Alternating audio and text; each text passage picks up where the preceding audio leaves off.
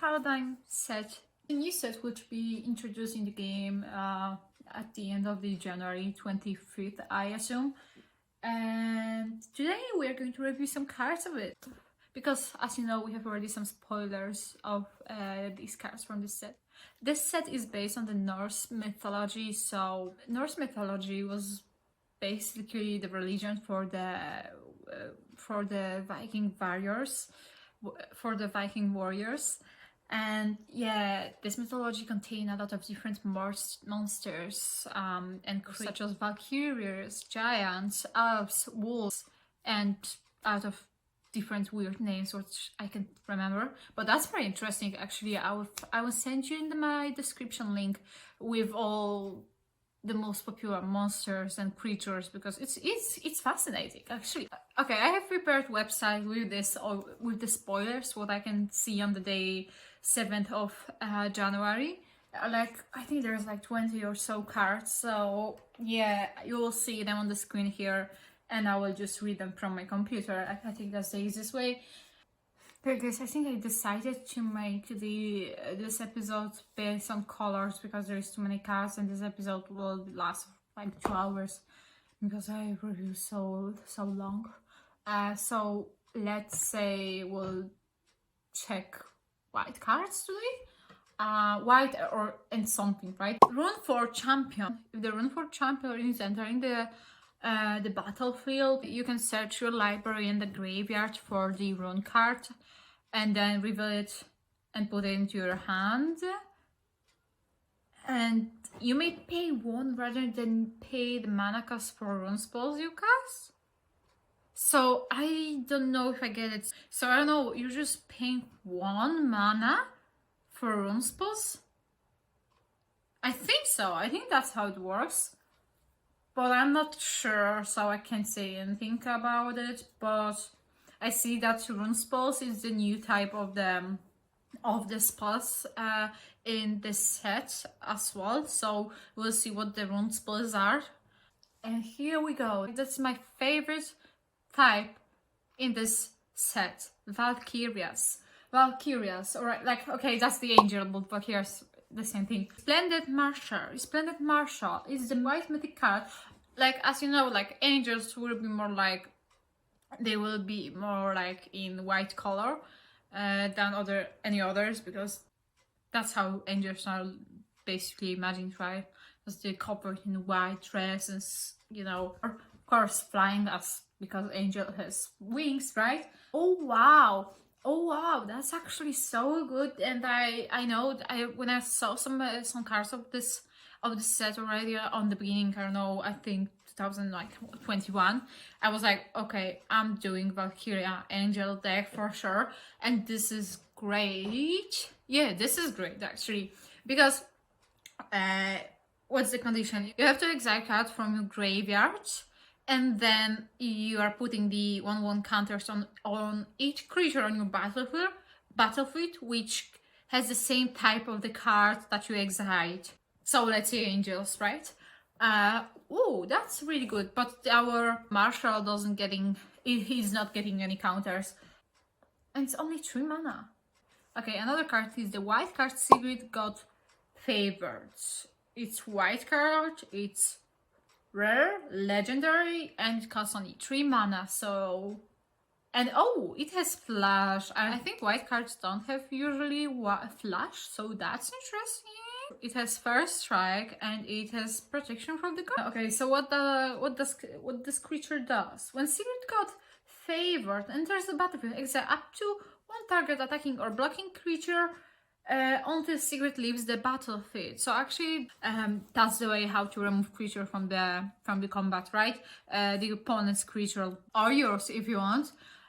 So basically, when it's coming on the battlefield, but you have, of course, now I get it why there is flash. You should, if you want this condition to happen, right? You want the ability to happen, right? Okay, so during combat, right, when already people declarate the attackers and blockers, you might play it, and then you can exile 1 creature from the battlefield, either yours or opponents. So Of course, until the Sigrid leaves the battlefield. So if Sigrid dies, then person is getting this creature back to the game, back on the battlefield actually. But it costs only 3 mana. It's legendary, it has first strike, and it has protection from god creatures. So it's pretty strong card, and it costs only 3 mana. And also it's just removing the creature from the game. So Battle of Britaggart. It's multicolor, it's white and green. Costs only 3 mana, rare. And I see that's already it's based on tokens, because the first step of the saga is create 1/1 human warrior creature token. Another step is create the elf warrior creature token 1. Oh wow, and third step is so strong. Choose any number of artifacts tokens or creature tokens you control with different names. For each of them, create a token that's copy of it, and choose how many you want to. But like the condition is that you have to have they have to have different name, and they have to be tokens, right? The creature tokens and artifact tokens. So that's the downside of it. But that's still, it makes this card so strong, and you can copy these cards. So wow, it's perfect for a token deck. Yeah, and I think green and white color, they have a lot of tokens. Runner, the Ever Watchful. It's multicolored card, it's blue and white, it's rare and costs only 4 mana.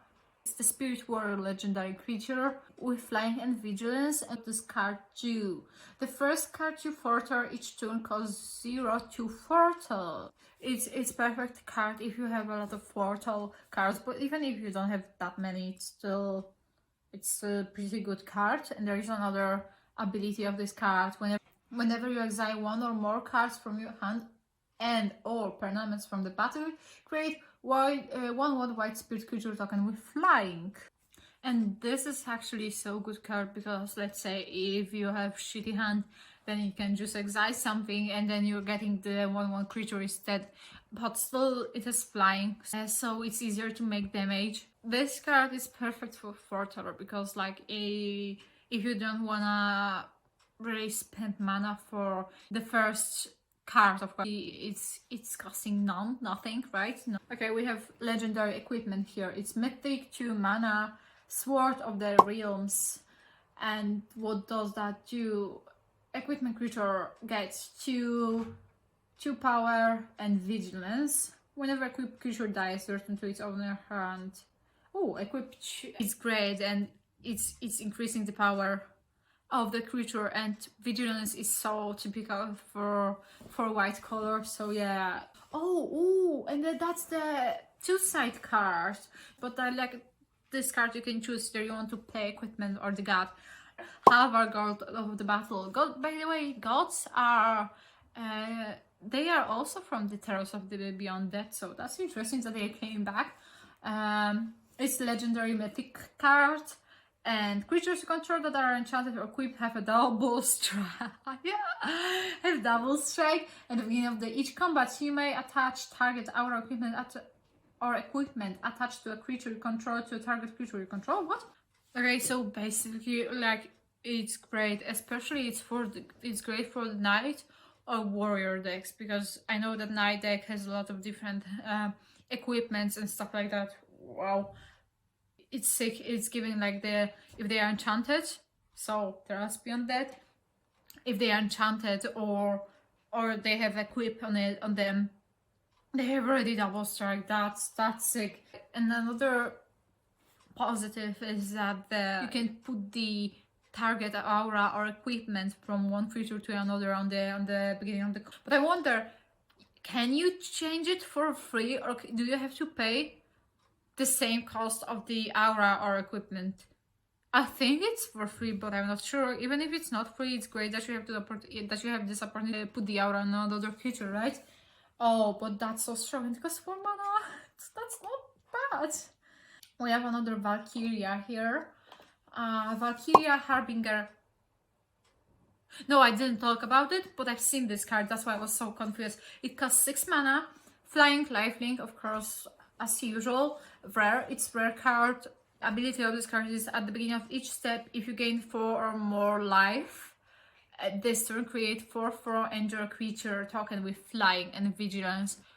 It's great. It reminds me card Speaking of the Heavens from M21, because it was doing 4/4 angels. If you have like 7 or more life than your starting life, then you're making every fucking turn, if you activate this ability, 4/4 angel. But this card is much better because you have, oh, I'm out of battery almost, because you have to gain only 4 life, which are so easy to get in the lifelink deck. 4 life is nothing really, in my opinion, if you have only like lifelink focus deck, right? And they have vigilance. The better version of the Speaker of the Heavens, in my opinion. Speaker of the Heavens costs only 1 mana, right? And it costs 6. Armed and Armored. Alright, Armed and Armored is the instant uncommon card. Okay, and vehicles are coming back because I haven't seen them for a while. Vehicles you control become artifact creatures until the end of the turn. Choose a dwarf you control. Attach any number of equipment you control to it. Okay, it costs only 2 mana, and it's in my opinion, it's not that great. Like, okay, I like instant which can pretty surprise the enemy, and this one is actually perfect because imagine if you have the deck with dwarves and the equipments, right? You can suddenly use it in the combat, or if the opponent is declaring blockers, then you can just suddenly use this and put on the dwarf, and you can put a lot of equipments on it. Not my favorite. Like, it's so specific, especially with the first part with vehicles.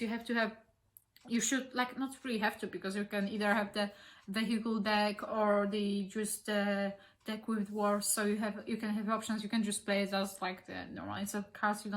You can't worry about the first part. But I don't know. It's kinda, it's not general at all. Like, you can't use this card in every deck, and I don't like cards which are so specific. Depends, because I have specific decks, but I don't know, not my favorites. I wouldn't play this, but Kaldheim Aspirant. That's the another white color uncommon card which costs only 3 mana. Angel spells you cast cost 2 or less to cast, which is great for the review before Valkyries and Angels. And the Valkyria Harbinger then actually would cost 4 mana. Yeah, 4 mana, so perfect card, really. Okay, and we have another 2 more cards to review. This card is uncommon card, costs 3 mana, Dwarf Cleric. Whenever one enchanted card becomes tapped and it's equipped or enchanted, you are creating 2/1 Red Dwarf Berserkers. You are attacking every time with this card. It's going to be tapped unless it is vigilance. So basically every turn you are creating 2/1 creature tokens. It even would be great in every deck, not in equipment, in the deck with a lot of enchantments or equipments. I think that's the last card. You pull Valkyria, another Valkyria, flying. Uncommon. 2 mana cost 2. Whenever another angel enters the battlefield under your control, put a counter on 1 on this Valkyria. It costs only 2 mana, so, well, I think I will have even 4 copies of it, right? And then it will be so easy to get these counters. It's 1/3, but still it's good blocker actually, because it has 3 toughness, right? And easy to play and fast to play, so it's great for on the beginning of the game. Okay, that's everything I think from the review of cards. I think today even they are going to review more cards, but like I didn't want to wait, you know. So I already made this episode. There will be another part, of course, with red creatures. I'm so excited to talk about red creatures because dragons are coming back, and the techniques to support this dragon decks, right? So I can't wait to review them, and I hope you like the episodes. I think it will be even today or tomorrow uploaded. Thank you for watching, and see you in the next episode. Bye. Let me know what do you think, what cards you will make, what decks you will make with the new set, and which are your favorites and which are like you don't like, which are your favorites. Let me know. I can't wait for your feedback.